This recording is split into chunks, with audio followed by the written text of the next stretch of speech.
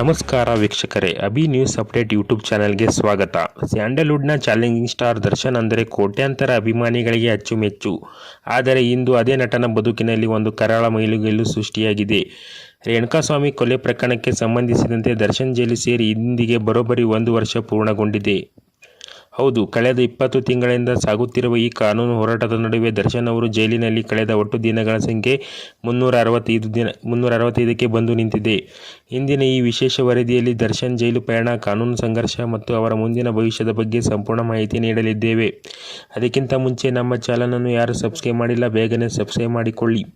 ಎಲ್ಲವೂ ಶುರುವಾಗಿದ್ದು ಚಿತ್ರದುರ್ಗದ ರೇಣುಕಾಸ್ವಾಮಿ ಎಂಬ ಯುವಕನ ಹತ್ಯೆಯಿಂದ. ದರ್ಶನ್ ಅವರ ಆಪ್ತ ಗೆಳತಿ ಪವಿತ್ರ ಗೌಡ ಅವರಿಗೆ ಅಶ್ಲೀಲ ಸಂದೇಶ ಕಳಿಸಿದ ಎಂಬ ಕಾರಣಕ್ಕೆ ರೇಣುಕಾಸ್ವಾಮಿಯನ್ನು ಚಿತ್ರದುರ್ಗದಿಂದ ಅಪಹರಿಸಿ ಬೆಂಗಳೂರಿನ ಶೆಡ್ನಲ್ಲಿ ಭೀಕರವಾಗಿ ಹತ್ಯೆ ಮಾಡಲಾಗಿತ್ತು ಎಂಬ ಗಂಭೀರ ಆರೋಪ ದರ್ಶನ್ ಮೇಲಿದೆ.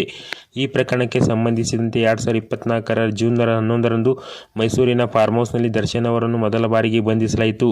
ಅಲ್ಲಿಂದ ಅಕ್ಟೋಬರ್ 30ರವರೆಗೆ, ಅಂದರೆ ಸುಮಾರು 131 ದಿನಗಳ ಕಾಲ ಪರಪ್ಪನ ಅಗ್ರಹಾರ ನಂತರ ಭದ್ರತೆ ದೃಷ್ಟಿಯಿಂದ ಬಳ್ಳಾರಿ ಜೈಲಿನಲ್ಲಿ ದರ್ಶನ್ ಕಾಲ ಕಳೆದಿದ್ದರು. ಅನಾರೋಗ್ಯದ ಕಾರಣ ನೀಡಿ ಅಂದು ಹೈಕೋರ್ಟ್ನಿಂದ ಮಧ್ಯಂತರ ಜಾಮೀನು ಪಡೆದು ಹೊರಬಂದಿದ್ದ ದರ್ಶನ್ ಅಭಿಮಾನಿಗಳಲ್ಲಿ ಹೊಸ ಆಸೆ ಮೂಡಿಸಿದರು. ಆದರೆ ದರ್ಶನ್ ಪಾಲಿಗೆ ನೆಮ್ಮದಿ ಬಹಳ ದಿನ ಉಳಿಯಲಿಲ್ಲ. ಹೈಕೋರ್ಟ್ ನೀಡಿದ ಜಾಮೀನನ್ನು ಪ್ರಶ್ನಿಸಿ ಸರ್ಕಾರ ಸುಪ್ರೀಂ ಕೋರ್ಟ್ ಮೆಟ್ಟಿಲೇರಿತು. ಸುಪ್ರೀಂ ಕೋರ್ಟ್ನಲ್ಲಿ ಜಾಮೀನು ರದ್ದಾದ ಬೆನ್ನಲ್ಲೇ 2025 ಆಗಸ್ಟ್ 14ರಂದು ದರ್ಶನ್ ಅವರನ್ನು ಮತ್ತೆ ಬಂಧಿಸಿ ಪರಪ್ಪನ ಅಗ್ರಹಾರ ಜೈಲಿಗೆ ಕಳುಹಿಸಲಾಯಿತು. ಅಲ್ಲಿಂದ ಇಂದಿನವರೆಗೂ, ಅಂದರೆ 2ನೇ ಬಾರಿ ಬಂಧನದಲ್ಲಿ ದರ್ಶನ್ಗೆ ಬರೋಬ್ಬರಿ 226 ದಿನಗಳನ್ನು ಜೈಲಿನ ಕಂಬಿಗಳ ಹಿಂದೆ ಕಳೆದಿದ್ದಾರೆ. ಅಕ್ಟೋಬರ್ನಲ್ಲಿ 131 ದಿನ ಮತ್ತು ಈಗಿನ 226 ದಿನಗಳನ್ನು ಸೇರಿಸಿದರೆ ದರ್ಶನ್ ಒಟ್ಟಾರೆಯಾಗಿ 365 ದಿನಗಳ ಕಾಲ ಜೈಲು ಅನುಭವಿಸಿದಂತಾಗಿದೆ.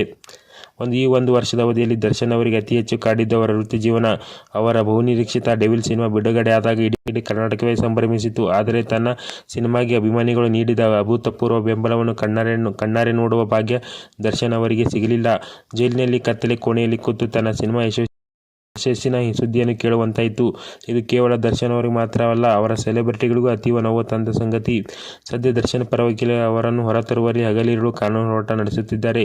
ನ್ಯಾಯಾಲಯದಲ್ಲಿ ವಿಚಾರಣೆಗಳು ನಡೆಯುತ್ತಿವೆ, ಸಾಕ್ಷಿಗಳ ಪರಿಶೀಲನೆ ಸಾಗುತ್ತಿದೆ. ಆದರೆ ಪ್ರಶ್ನೆ ಇರೋದು ಒಂದೇ: ನ್ಯಾಯಾಲಯ ಅವರಿಗೆ ಮತ್ತೆ ಜಾಮೀನು ನೀಡುತ್ತದೆಯೇ ಅಥವಾ ಈ ವಿಚಾರಣೆ ಇನ್ನೂ ಎಷ್ಟು ತಿಂಗಳ ಕಾಲ ತೆಗೆದುಕೊಳ್ಳಲಿದೆ? ಕಾನೂನು ಎಲ್ಲರಿಗೂ ಒಂದೇ ಆಗಿರುವುದರಿಂದ ನ್ಯಾಯಾಲಯದ ತೀರ್ಪಿಗೆ ಇಡೀ ರಾಜ್ಯವೇ ಕಾಯುತ್ತಿದೆ.